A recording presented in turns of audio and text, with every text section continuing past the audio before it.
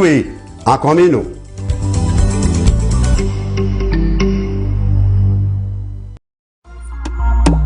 Miku North family, Mamai Miku North.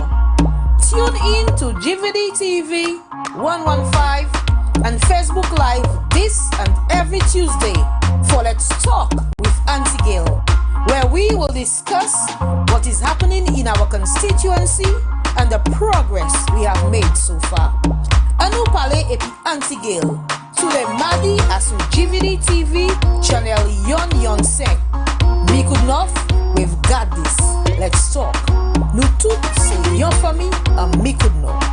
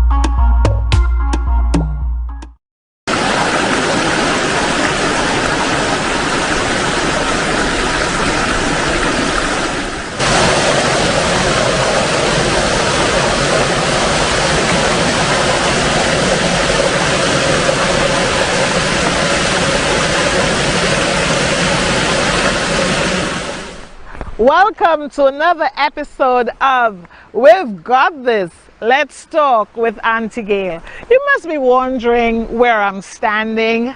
It's one of our other hidden treasures. Of course, some of you do know where I am, but for many of you, it is something yet to be explored. At the end of this episode, I'm sure you shall put it on your to-do list. Right here in Miku North, there's so much we can boast of, and it is one of my favorite hideouts. Now the whole world knows, but it is a very pristine area, lush vegetation. You know, you can hear the calming waters. I invite you, when of course the protocols allow for it, that you can visit this spot sometime. We've had a fantastic week in Miku North. I wish to congratulate both the Miku Eagles and the Morning Post Stars. You did very, very well in the Dream 11 T10 cricket tournament. I'm so proud of you, and I was able to see both of you play. Unfortunately, you did not bring home that coveted cup, but I know that you will on the next occasion. It's always a joy to see you in the semis and the finals. Anyway, we know we are a force to be reckoned with in cricket as well.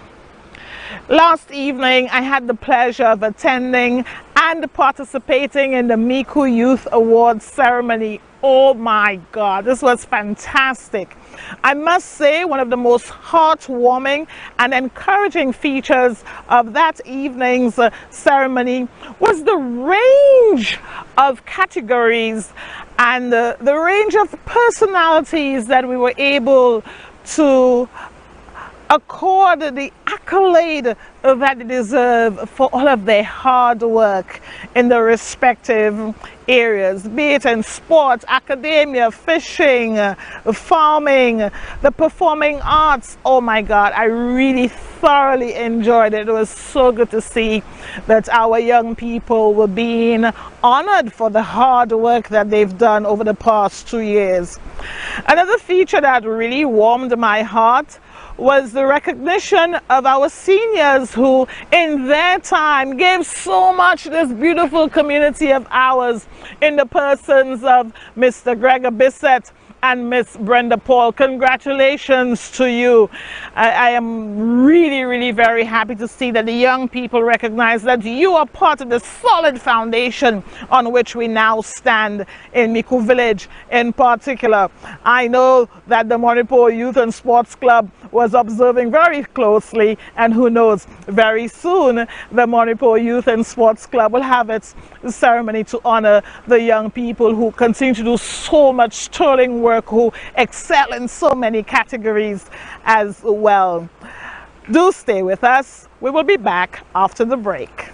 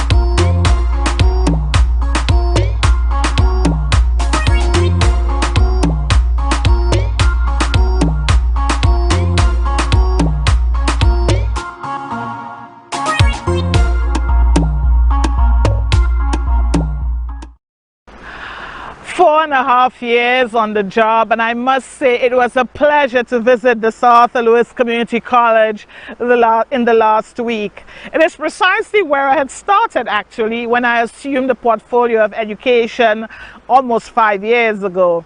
And I remember that walkabout so very vividly. I must say, almost 5 years on, I am so satisfied with the progress that South Louis Community College has made. Are we there yet? There's always room for improvement, but I must stop and applaud the team for the Herculean work they've done in the last 4.5 years. The ride has been a bumpy one, but already very, very rewarding. Given that, we can boast of new bachelor programs, we can boast of having established stronger, more sustainable relationships with external partners and, of course, other partners on island. Interestingly too, even within a COVID-19 environment, we were able to attract more students to Sir Arthur Lewis Community College. So it's not that forgotten college on the hill that people attended in the 80s and 90s. We are now back in vogue. And I must say that that is partly due to the fantastic job of the marketing committee or community at the college. You've done a great job. You've been able to leverage social media to showcase the innovative and creative work that you're doing, the re-engineering of courses so as to appeal to up-and-coming professionals, to introduce new areas of interest. So I do want to applaud Dr. Keith Nurse and his team for the fabulous work that they've done. I trust you will continue to make the Sir Arthur Lewis Community College your college of choice after having completed high school or secondary school, as we say here on island. Good job. It was a great walkabout. There are many things in store for you. Stay tuned as you see for yourselves. Hi, my name is Keith Nurse. I'm the principal and president of the Sir Arthur Lewis Community College here in St. Lucia. Today we had a visit of the Honorable Minister Gale T.C. Rayobert.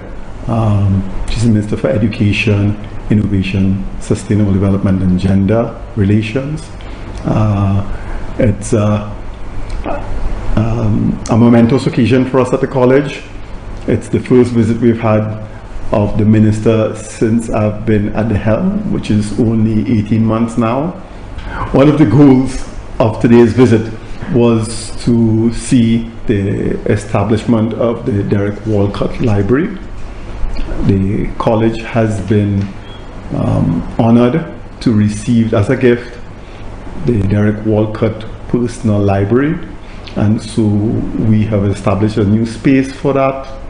And we are also establishing an online portal to house some of the photographs and other literary works from Derek Walcott. So that was the first stop in today's visit. We then went on to show the minister our e-learning academy. We've recently established a space for the unit. In fact, a year and a half ago, we only had one person employed in this area. Now we are up to 6 or 7 people who are working directly in our e-learning academy. They service both internal stakeholders, meaning staff and students of the college, and increasingly they are servicing educators and teachers and principals all around the OECS and further afield in terms of training and how to utilize digital tools for the digital educational environment. So that's one of the areas where we are very proud. The college has really become a path breaker in the online educational experience. We also were able to share with the minister upcoming developments to establish an innovation hub here at the college, which would house 4 sub-labs. The first lab that we are establishing is an environmental sciences lab, where we'll be doing testing of everything from water quality and air quality to soil and other environmental areas. The second lab is a food sciences lab or food tech lab, which will allow for both agro-process facilities as well as, again, testing, certification in the area of food processing as well as food development. So that's a very exciting area for us. The third is media tech lab, where we will be doing apps development, robotics and other critical areas of growth in the new area of media sciences. And the fourth area is the establishment of a virtual reality lab, where we'll be creating a facility where we can show how to teach areas that require hands-on training traditionally.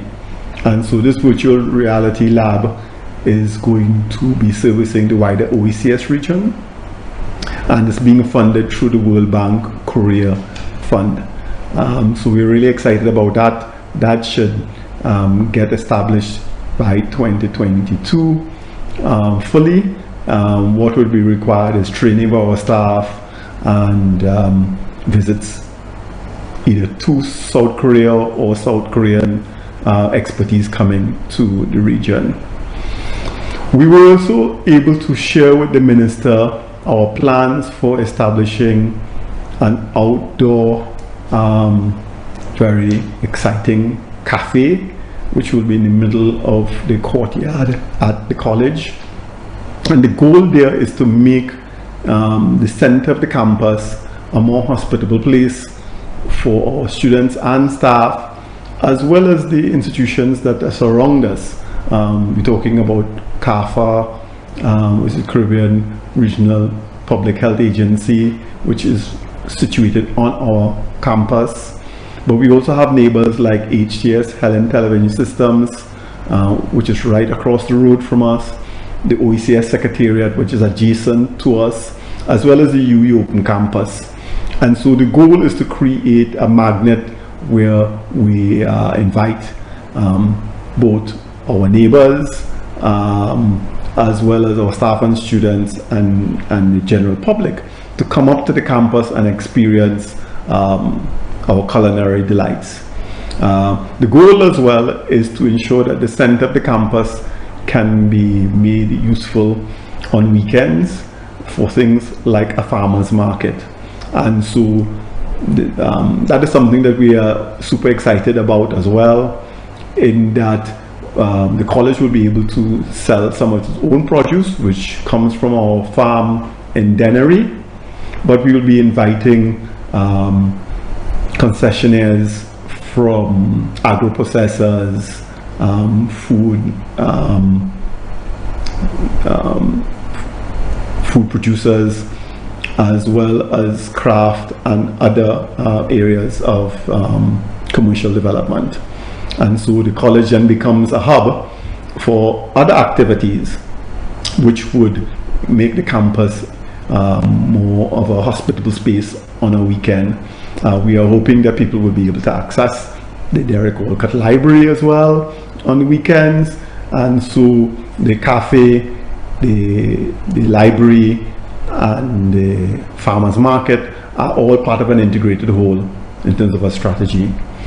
We were also able to share with the minister some of our keen developments and successes. In the last 18 months, the college has gone through several areas of innovation. In particular, we revamped our associate degrees, both in terms of the nomenclature of the programs. So for example, what used to be just called agriculture is now called agri-entrepreneurship and climate smart agriculture, or what used to be just called engineering is now engineering and the circular economy. We've also revamped the content in the courses, and so we've made them more relevant for the contemporary times. We've also, in part thanks to COVID, accelerated our process of going online. In fact, all our courses and programs are online, and so the digital educational advancements at the college has been nothing short of stupendous. I mean, colleges and universities all around the world have had to do this, and I'm proud to say that the college has been able to step up adequately to service the needs of our core market. We've also gone modular, so several of our programs, in fact as much as 60% of our programs, are offered on a 7-week rotation cycle. What that means is that students can focus on 2 to 3 courses at a time, complete, have a week's break, and then start another cycle of 2 to 3 courses. The students are actually loving this.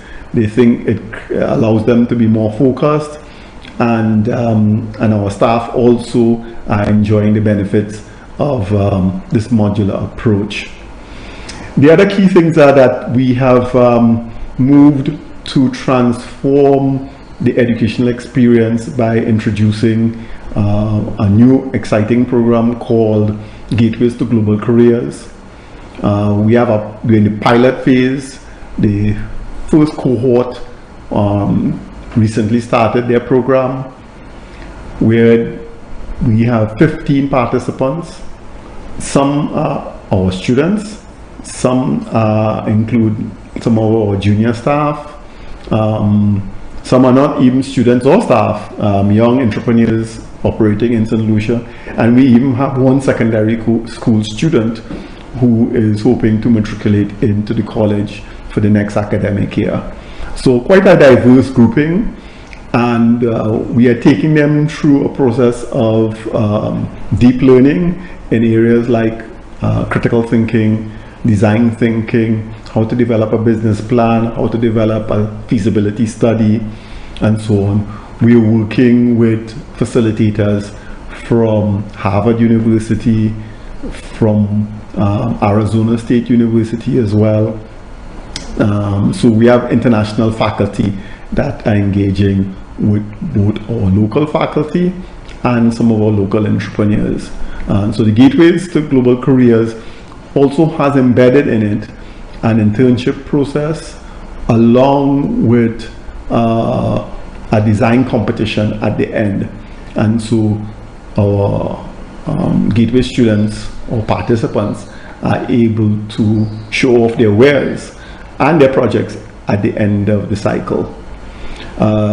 The college is also able to say that in the last academic year, we've been able to boost our enrollment, even in COVID times.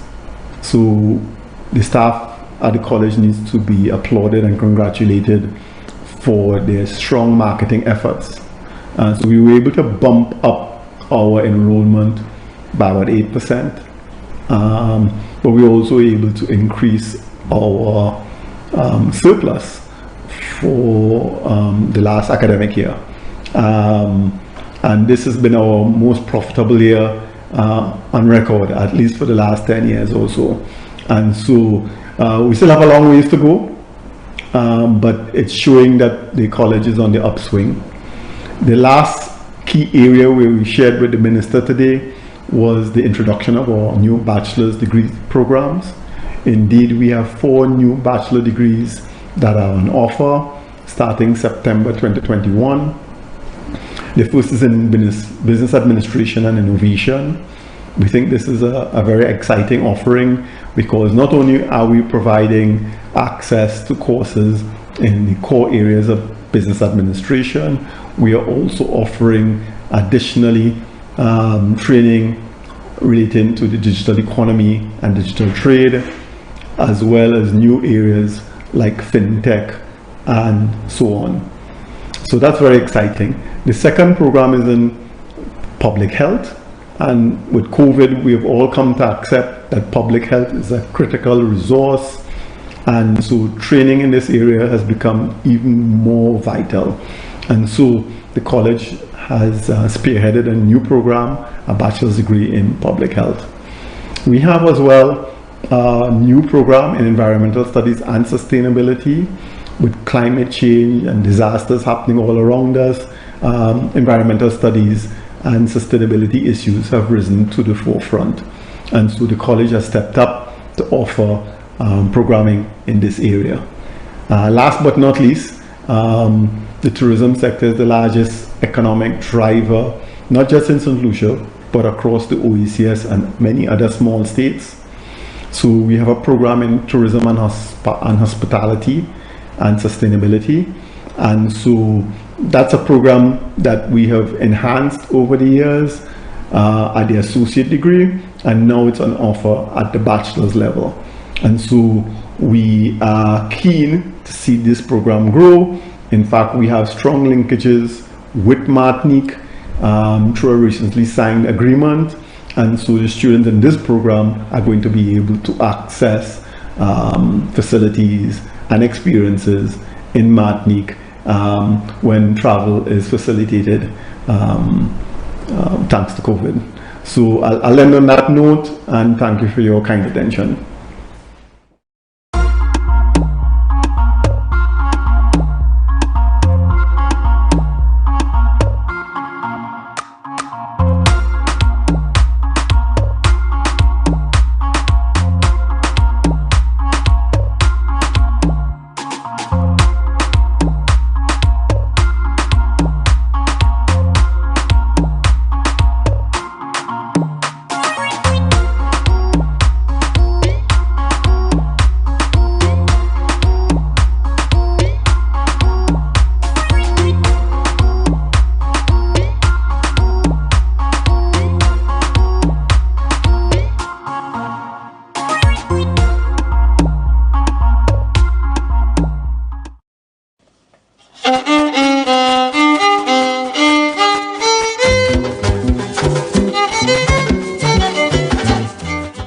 Yeah, I would like to say a big thanks to the district representative.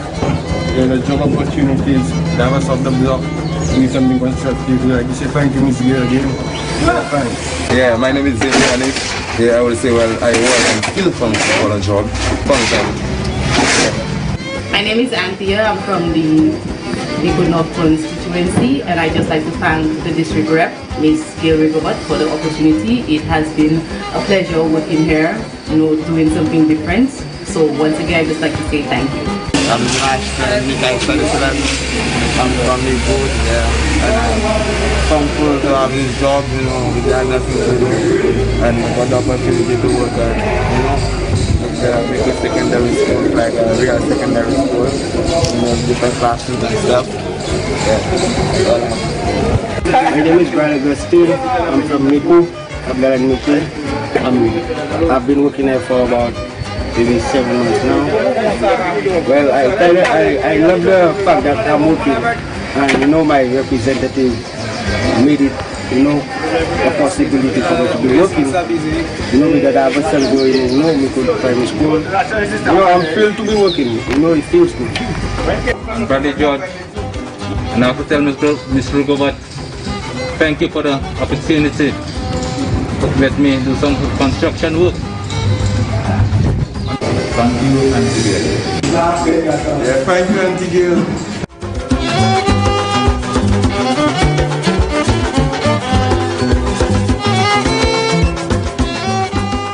St. Lucia's queen of folk culture, Dame Descartes, who passed away in 2010, is an iconic figure and folk hero here in St. Lucia.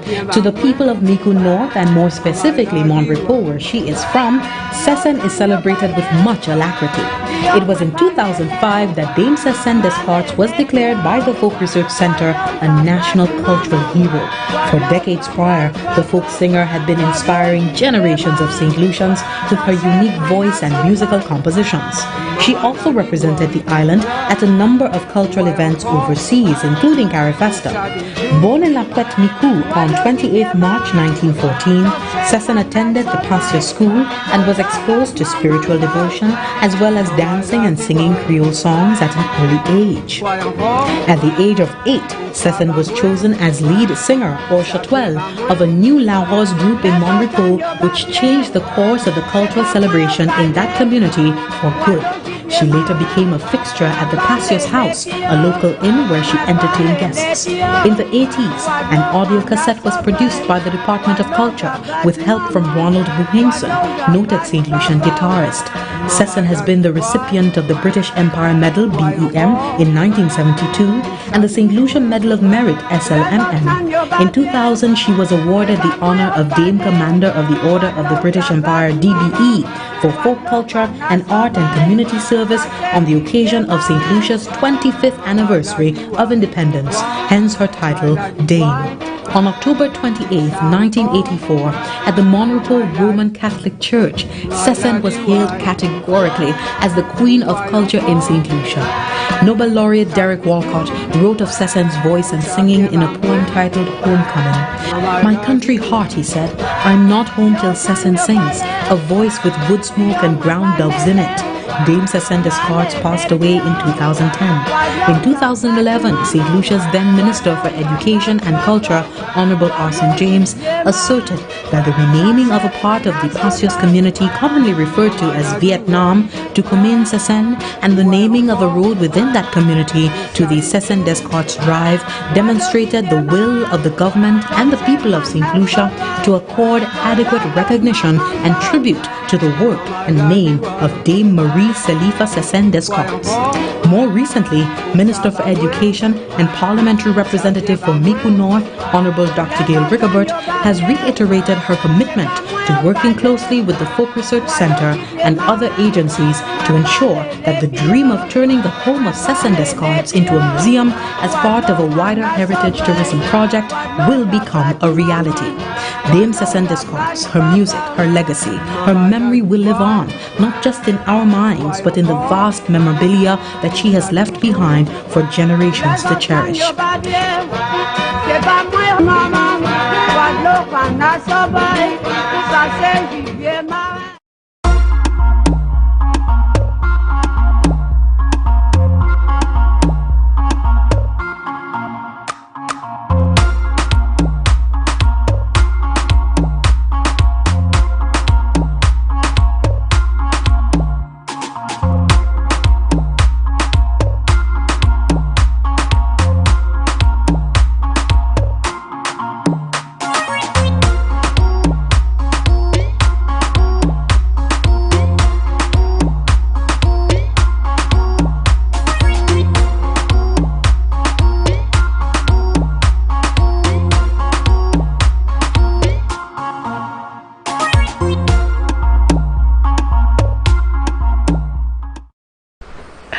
Thank you for staying with We've Got This. Let's talk with Aunty Gale. Over the last few weeks, we have invited you to join us as we focus on the work of the St. Lucia Sports Academy. As we told you on the last occasion, that academy has embarked on a recruitment drive, and the team has been visiting primary schools across the island. Of course, we have showcased their visits to the Monipo Pasios Combined School and the Miku Primary School.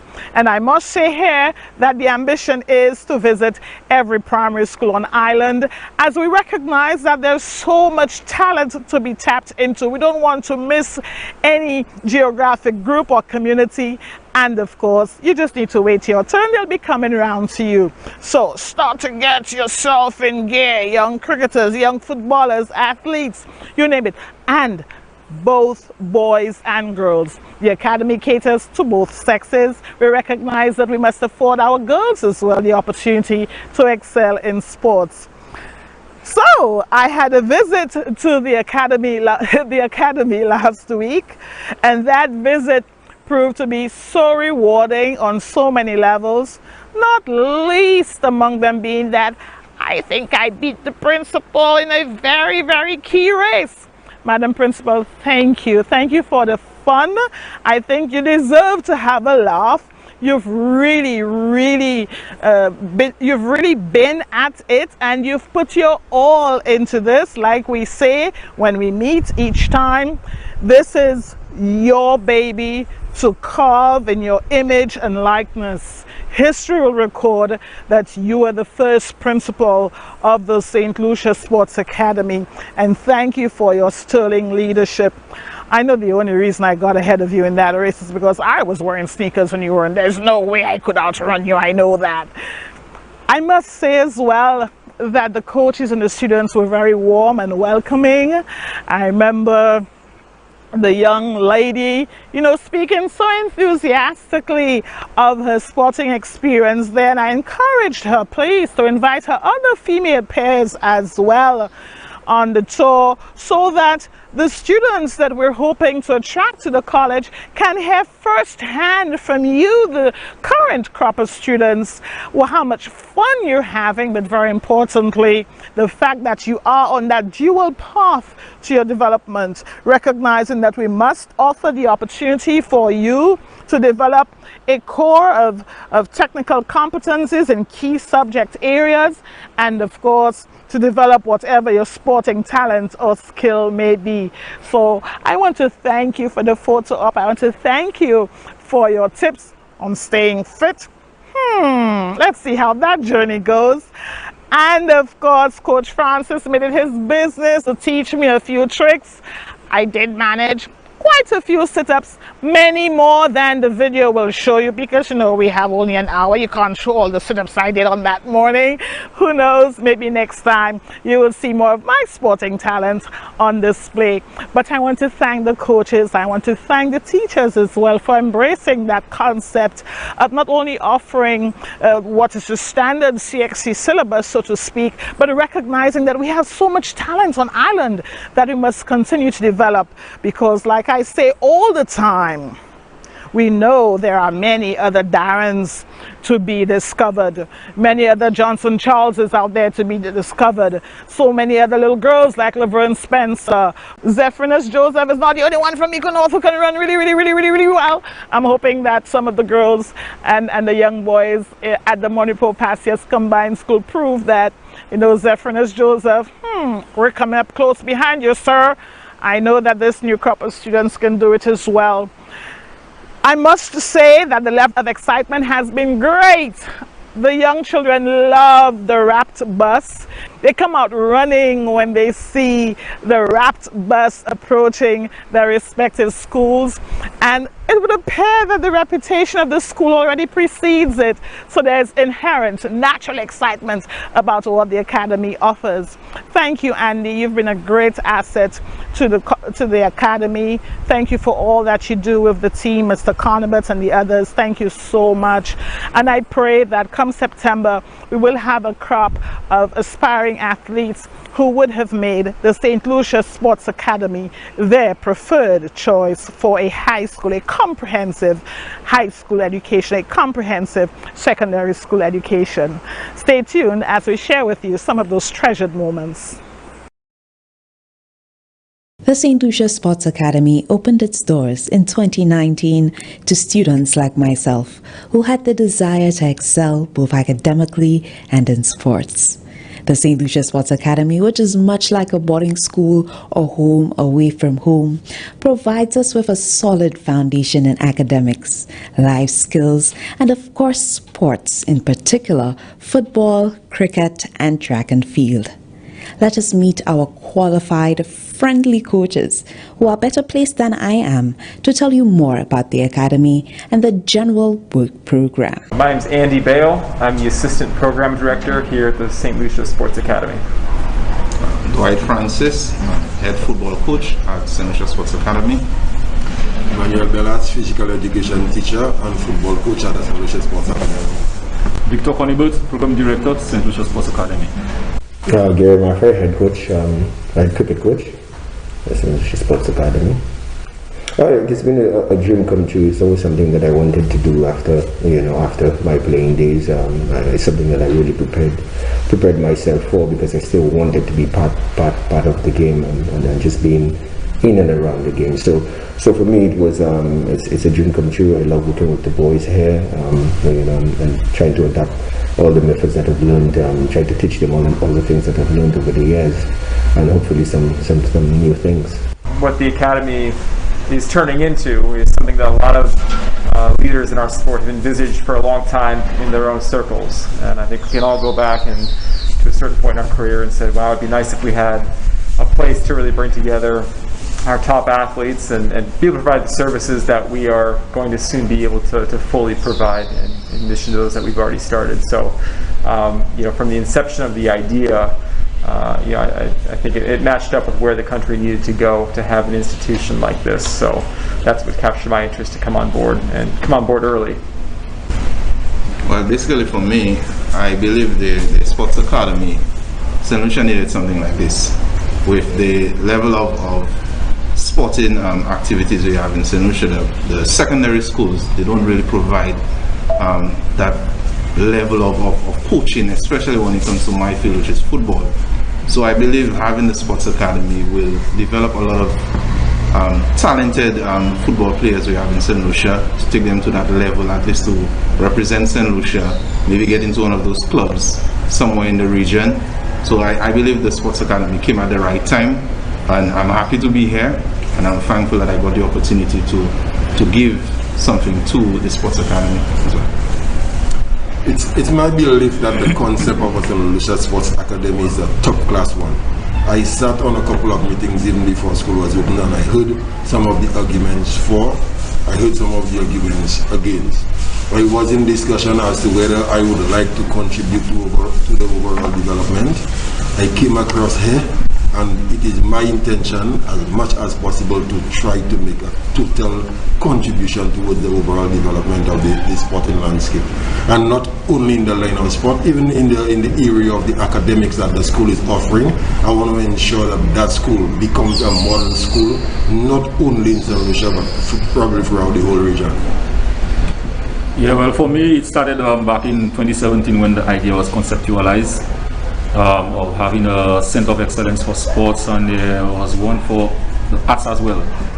So they had a Mac Grosile Secondary School, which is a former school, as the place for the sports academy. Because of that, I was invited on board in terms of the consultation process. So I was involved in the consultation process from the very beginning. And you know, being a track and field individual, you know, sports is my life. It was right down my alley, you know, and I kind of fell in love with it. The concept is a beautiful concept. It is a unique concept in the OECS. I did get an opportunity to go out to train some coaches in Barbados a couple of years ago, and they were already asking about the sports academy. They heard about it. That was back in 2018, and they wanted to know what was the requirement in terms of being part of the sports academy. You know, if we were making arrangements for regional persons, and that is the ideal. That is where we want to get to open up the sports academy to persons in the region, and then most likely international maybe in the next 10 years. So it is a great venture, and I'm glad to be on board and be a part of it, and to see that the whole thing is just unfolding, providing our athletes a unique experience right here in St. Lucia. Well, a typical day on this compound, sometimes, well, we actually sleep here overnight, Mondays, Tuesdays, Wednesdays. We sleep overnight to actually help with the conditioning in the morning. So the boys get up at about 5:30. We get up around the same time to make sure that they're ready to say their morning prayer, and then we disperse. They come out in, whether the cricketers come out first or the footballers, whichever order that we decide to do on that particular day. So we go out and assist in terms of assist coach and the bell with the conditioning, and we also try to make it a lot of fun for them. Typical day for me, getting here for about 6:10 in the morning to start morning conditioning with Aunty. We have roughly about 40 students on the morning, but we split them into about 3 groups for the different disciplines. So we have one group on the morning for football at 6:15 till about 6:45. Then we have the athletes come in from 6:45 to about 7:30 roughly, and then the cricketers, they come in after, and then from the field we head for breakfast and getting prepared for the morning assembly normally, depending on the day. And also, correct me if I'm wrong, and we have classes throughout the day. Coach Gale and myself, we conduct officiating and coaching classes for the specific sports on the morning. And from there we relax, we take a tour around the school to ensure that all students are in classes and they're not just idling around, you know, which they enjoy our company whenever we pass around. So in the afternoon, I gather my footballers, we go to the playing field, where we have about an hour and 30 minutes of training. Different drills, which those guys look forward to every afternoon. That's one part of the day that they enjoy, basically. Once it comes to football, we guys on the field every afternoon, and then about 4:45, 5 o'clock, I allow them to just have some fun. You know, playing football, I take part in this with them, and say about 5:30, everybody head back to prepare for the night classes, or just some time to relax after training. Yeah, well, it's basically the same thing. The difference between Coach Dwight and myself, I mean, whereas he's more integrally involved in the coaching aspect of it, I'm also on the academic staff. So my task involves being in the class as a regular teacher. And whereas he comes to campus about 6, I have the opportunity or the liberty of sleeping on compound. So I am there with them through the night. So we give them the guidance, but in the morning, just as you indicated, we get up about 5:30. You have your devotion, you have your strength and conditioning breakfast and everything else that he said. When they are done with that and they have had their supper, whatever academic assistance that we or I can give them, then we allow that to happen. Lights off at a certain time, persons get back to sleep. But I mean, on a personal note, I need to explain as well that even before I came here, I had some perception of what here may have been, but when I got here it was a little different, because coming from a secondary school where I would have 25, 30 or so students, I came here and you'd be given a class. The class was split down into, you'd have 6 or 7 students to teach with. The advantage of that is that you are now able to give children more individual attention. So that in itself is a positive. We have cricket, we have football, we have track and field here. For each of these disciplines at the stands presently, we have about 2 or so persons working in each of these disciplines. But further to that, even in terms of preparing the children, Coach Aunty has a program being run, CCCP, which is the Caribbean Commonwealth Coaching Program, that's geared towards students. So you know that if these students are not able to make it on the field of play, they have that background which they can capitalize on sooner or later. And even out in the community, the fact that you have coaches in different sporting disciplines out in the community, and you have that institution here that is catering for coaches to help with the development, that may give coaches out there an opportunity to further develop themselves so that they can get attached to the institution. Yeah, so added to that as well, that is one of the reasons why we part of along with the academic structure, we also have the sports courses that we offer to the students, because bearing in mind that not every boy is going to be a star footballer or a star track athlete and so on. So we want to create career pathways for them. So hence we have a number of sports courses that we offer to them here. And we are aiming at getting certification for them for those sports courses even before they leave school, or just after they leave school. So we want to set it in such a way that they get certified in those areas. So we have the sports courses that will help them when they leave the SLSA. Those of them who don't make it on the collegiate circuit, they at least can get that certificate and they can move on in terms of the sports that they prefer, whether it's officiating or whether it's a coaching aspect of it. We also offer massage therapy, so they might want to go into that and maybe look at injury management, physiotherapy. They might want to pursue a course in that. We do a journalism course as well. So, and it's at the basic level, so maybe operating a camera, photography, even reporting and so on, videography. So we try to give them those courses that would help them when they leave SLSA, to give them a step up in terms of their future, whether it's in work or in pursuing it at a higher academic level. I think the whole concept is to ensure that these children do not wait at the end of 5 years for CXC certification to show that they did something at SLSE. So what we are offering them is something that on and off that they can use to get into other lines of employment. I would say from my experience, which really started at the community level, and I still run a community club, I see this academy as a continuation of that talent that we see at the primary school levels. A lot of parents have come to me in the past and seeking guidance. They know their kid has some exceptional talent in the sporting field, and they ask me about how can I help as a local coach, how can I help get their kid to the next level. Well, none of us can do everything as coaches. So I think we have to look around to see, what are the institutions and the programs available to continue that pathway. I really think that at multiple levels, the St. Lucia Sports Academy provides that pathway on the sports side for their kids to continue, whether it's primary school, now coming into a secondary school program that's going to provide the most stability, especially in this last year in what's been an unstable environment in the education system with the protocols. But for a lot of time, the students were able to stay here on campus versus having to take strictly remote schooling for the first term.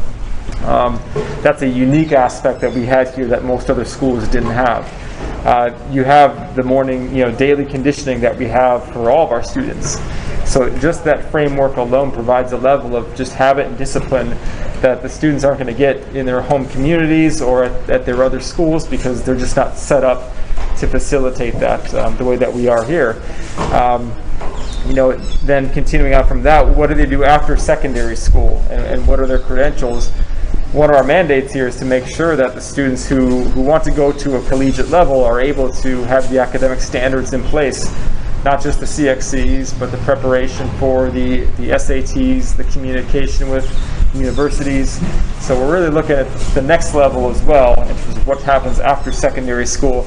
And I'd say that's probably a key factor of where our focus is at as a coaching staff and as an institution, is we're not trying to just look at getting the student athlete to the CXC, but we actually have preparing them for other avenues afterwards within the sports field, whether they are athletes or whether they are going into other realms of coaching or officiating or other aspects of the sports industry. We are happy to know that our coaches believe in the goals and aspirations of the Ministry of Education for the St. Lucia Sports Academy. Here is what they have to say on their long-term vision for the academy. For me, I would like to see, at least we have a branch in the south of the island, to give everybody an opportunity to gain some experience, open up themselves in terms of the specific sport. Also go regionally. That is the next aim, and that is something I would love to see happen with the Sports Academy, and go regionally. So our name is out there in the Caribbean. From the Caribbean, it goes out to Europe, America. So people know all the works that we're doing here and the athletes that we are producing from St. Lucia. So at least SLSers don't stay here, but we're out there. This is what I want to see. For me personally, I'm thinking internationally, regionally. I do think that we could be self-sustained in terms of the direction that we're looking to take it. I do think that we could not be reliant on the government too much, because we have the potential to be self-sustained with the facilities that we are building here. Just building some international contacts where we could people could come here and use our facility, because it's I think the facility that we have here, again, I don't think that you have anything like that or even along those lines in the region. So I think that we are breaking new ground. We're still in the embryonic stages, like you said, like Minister Gale has said over and over, and I do think that we're making steps in the right direction to make sure that this school is on an elite level.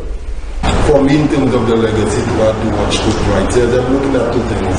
Yes, we need to expand, and we need to go out there. But I am looking at that school establishing concrete plans, especially with North American schools, so that our kids can transition from that school to these other schools in terms of whether it be sporting or scholarship or other scholarship opportunities. But in addition to that, I want that school to be one where schools out of the Caribbean, especially during the summertime, when they leave the country and they come down to St. Lucia, instead of having so much to spend so much at hotels, that we can accommodate them at that school, and even our students can get a hands-on experience in terms of sports management when these other schools come down to our island. Years ago, I had a chance to visit the Andre Agassi Academy in the Las Vegas area. And one of the neat things that they did there was they had a pennant on the wall of every university that one of their kids went on to after they left that institution. And I think that'd be a pretty cool way to show future students here, what past students who will go into U.S. institutions or collegiate institutions in the future I think it sets a tone for them to see that on the wall. And I think the legacy is, looking back, looking kind of earlier on, is the expectation that with parents and kids come in here, the full expectation is that they're already aiming for higher levels, that they see the sports academy not as an end in itself, but as their platform. And even before they're ready to leave here, they're ready to leave here. They're already seeing opportunities coming in from abroad, where that Form 5 year is, in their minds, a formality that they just have to get through because they already see the next chapter beyond the walls here at the institution. So I think that's something that it takes time to develop that, but I believe that's where you need to go from an academic and a sporting standpoint, is to have that culture develop and have that expectation, both when parents send their kids here. The expectation is this is a platform for bigger things. If your expectations or your hopes aren't to do something significant, this probably isn't the place for you. But if you want to do something special, if you want to give your kids, an institution, a culture that's going to support that and expect that they're going to go on to big things, then this would be the place that they do go on. In line with the original vision for that school was that it would have been a place of excellence in sports. So one of the legacies that we want to leave is that we become a household name in terms of the Caribbean, and even in the wider world, in sporting excellence. Also, we want to aim for academic excellence. So we want SLSA to become, within the next 10 years, a household name that persons in the region will want to come to, knowing that when they come here, they are afforded the opportunity to train hard and develop their sports to a level of excellence, as well as the academic performances to a level of excellence. SLSA, great place to be. So, there you have it. Wise words from our coaches at the St. Lucia Sports Academy. If you want to learn more, you can visit our Facebook page or ask your PE teacher or school principal about the St. Lucia Sports Academy's ongoing recruitment drive. The St. Lucia Sports Academy, developing future athletes, preparing us for national, regional, and international education opportunities and competitions in the process. Delia Alcindor Charles, Principal, St. Lucia Sports Academy.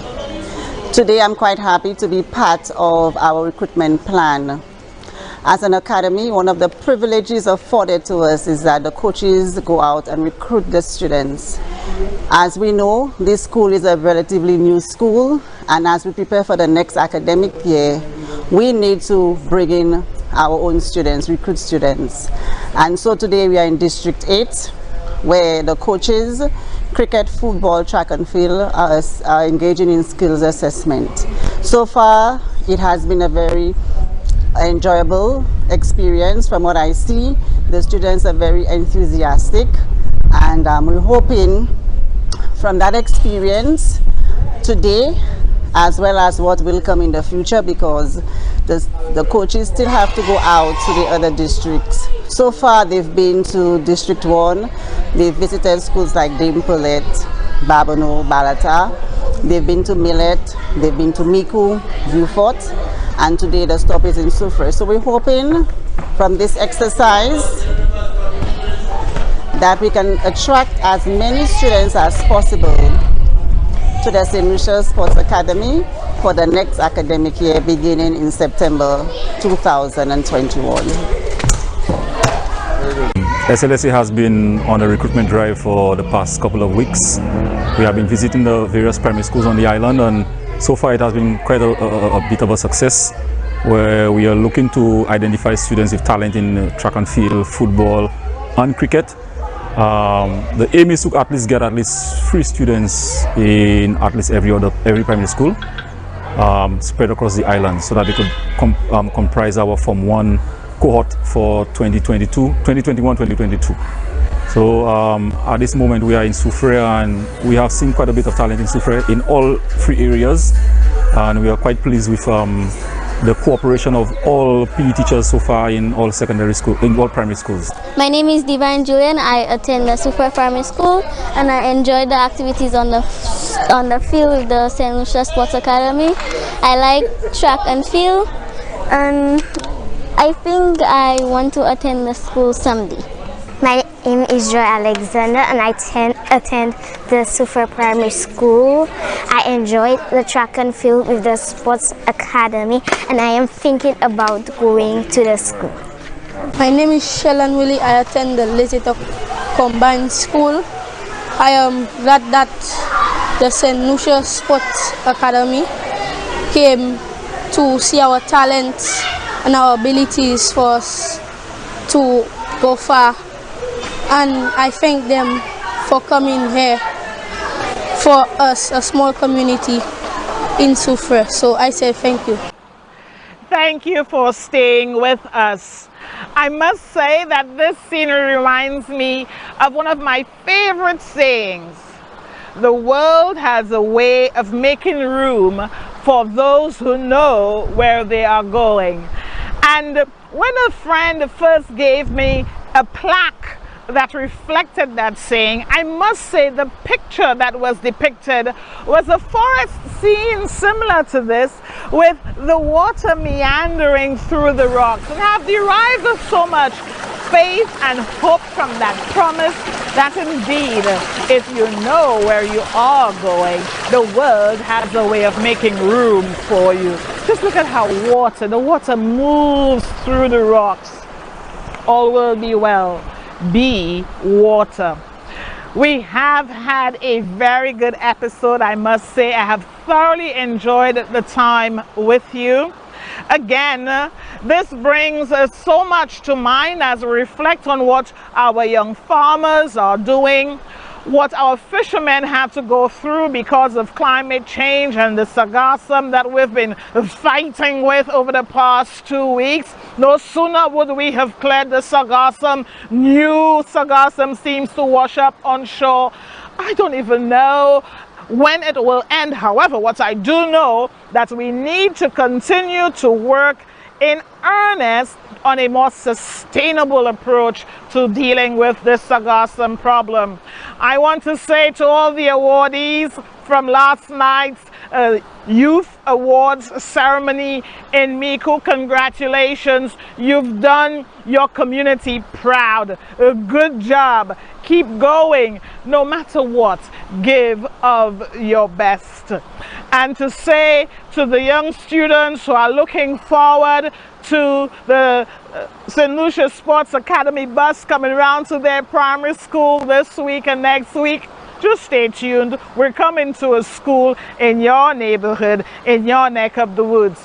I also would like to recognize our cricketers who made us proud. In closing, great job. I know we did not win, but I'm really, really proud of what you've done. And to say to our Manipur Youth and Sports Council in particular, I have started to meet with some of your executive members to discuss what we have in store for the When playing field. Stay tuned, that will be unveiled in due time. So let me thank all of you. I thank you for your prayers, your support, your critical and constructive advice. I must say that I am who I am because of you. You've afforded me the opportunity, the honor to serve you, to share your dreams with you. And I pray that we will continue to partner to do what is best for this beautiful community of ours. Thank you for watching, and I'll see you next week. We've got this. Let's talk with Aunty Gale.